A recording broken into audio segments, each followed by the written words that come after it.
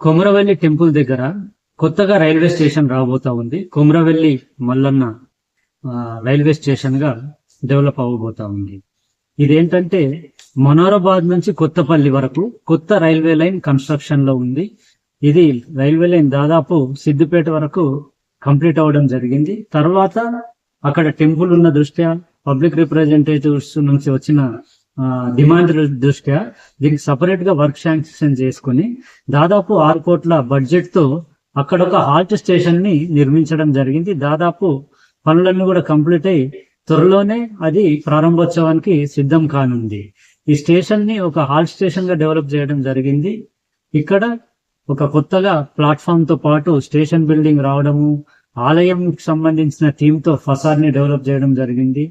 Platform లో shelters రావడము, water పెడెస్టల్స్, అలాగే వెయిటింగ్ హాల్, బుకింగ్ కౌంటర్, దాంతో పాటు మిగతా ఫెసిలిటీస్ కూడా స్టేషన్ సంబంధించి డెవలప్ చేయడం జరిగింది.